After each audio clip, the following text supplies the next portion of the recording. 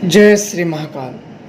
तंत्र एक इतना गूढ़ रहस्य है, या यूँ कह लीजिए कि गुप्त रहस्य है कि जितना जानो उतना कम है। एक चीज़ जानो, दूसरा जानने की जिज्ञासा प्रबल रहती है।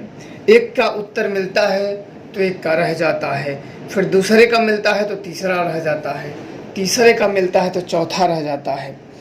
तो ये तंत्र का जो गूढ़ रहस्य है वो बहुत ही गुप्त है और अनंत है। आज एक व्यक्ति के प्रश्नों के ऊपर चर्चा करेंगे। उनका कहना यह है कि गुरुजी जो शक्तियाँ शरीर पर आती हैं, ध्यान रखना इनके प्रश्नों का।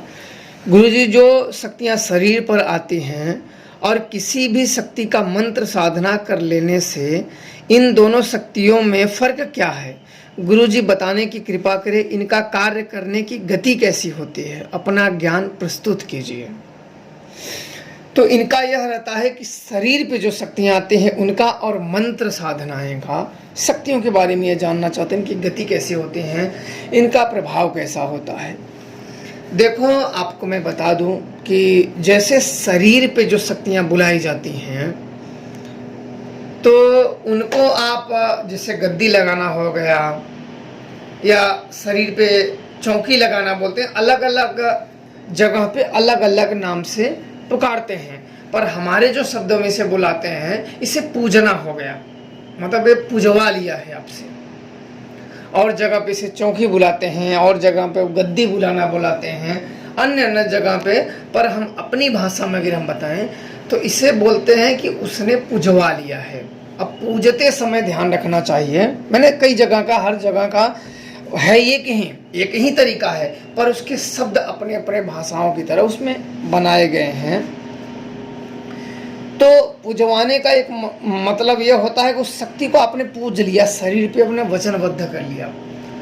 और इसमें यह होता है, मंत्र में अब जानने की बहुत इसमें गूढ़ रहस्य यह है कि आपने अगर शरीर पे जैसे गद्दी लगाते हो या चौकी लगाते हो तो इसमें एक खेद यह रह जाता है कि जो शक्तियाँ अपना नाम उसने बतलाया है, क्या सत्य में वही शक्ति है या कुछ और है? यह सबसे बड़ा प्रश्न होता है, क्योंकि इसका उत्तर जान पाना बहुत कठिन होता है उस साधक के लिए भी जिसने अपने शरीर पे उन शक्तियों को धारण किया है। वह तक इसके विषय में नहीं जान पाएगा और उसे झेलता रहेगा।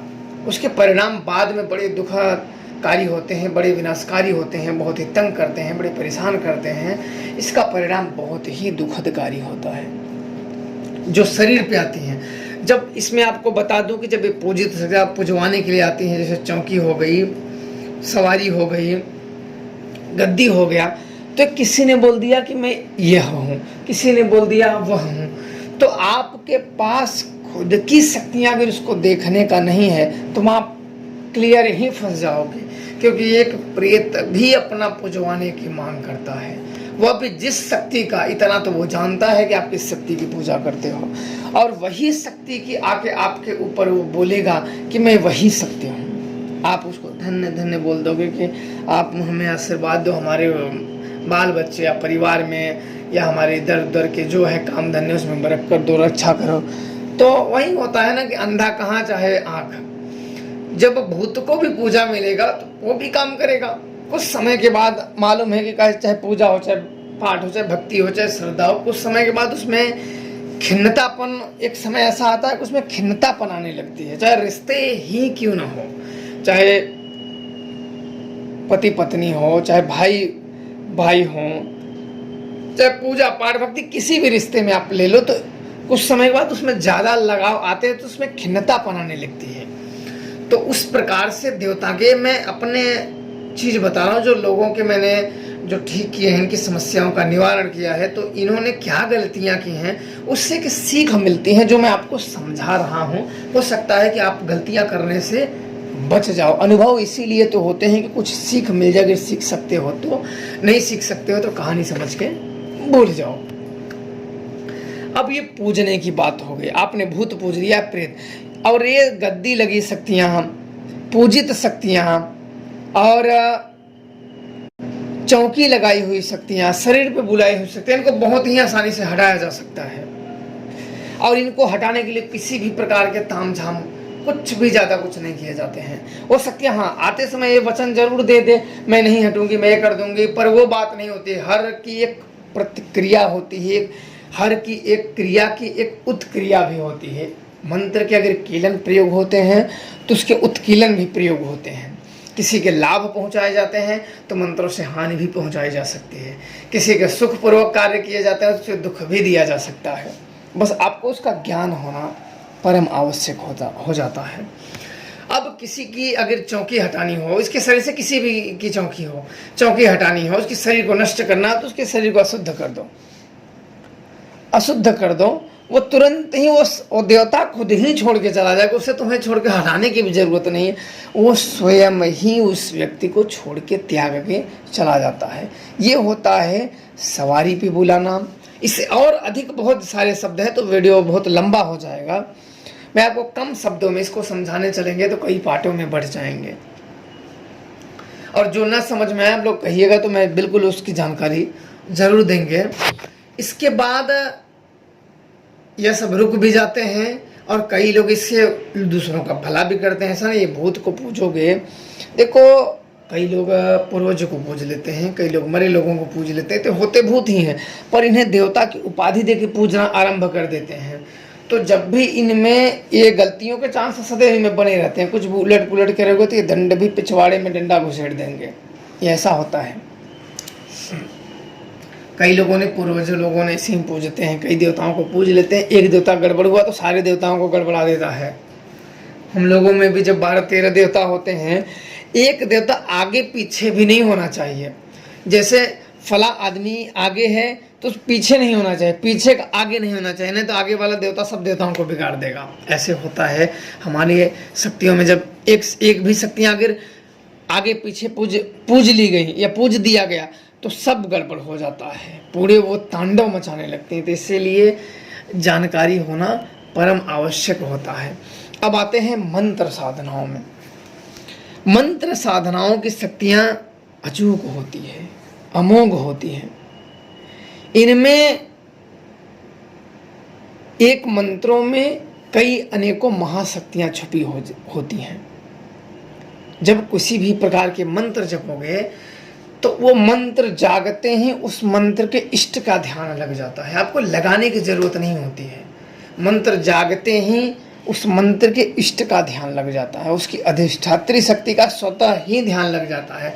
आपको आंख बंद करके जब मंत्र जपना प्रारंभ कर दोगे तो आपको स्वयं ही ध्यान लग जाएगा, कुछ दिखना, कुछ बातें होना, बहुत चीज़ आपको ज्ञात हो जाएगी। ये लगाने की जरूरत नहीं, मंत्र जागते ही इष्ट का ध्यान लग जाता है। अब इष्ट से एकाकार होना संभव होता है कि हम उस इष्ट से एकाकार हो जाएं, एक हो जाएं, उसके दर्शन कर लें। पर अफसोस कुछ लोगों की यात्रा या जानकारियां ना होने के कारण वहीं रुक जाती है। वो उतना ही जगाते ही वो लोग काम लेने लगते हैं और अन्य जगह पर उनकी जानकारियां रुक जाती हैं। तो मंत्र जो होता है इसमें असीम शक्तियां होती हैं।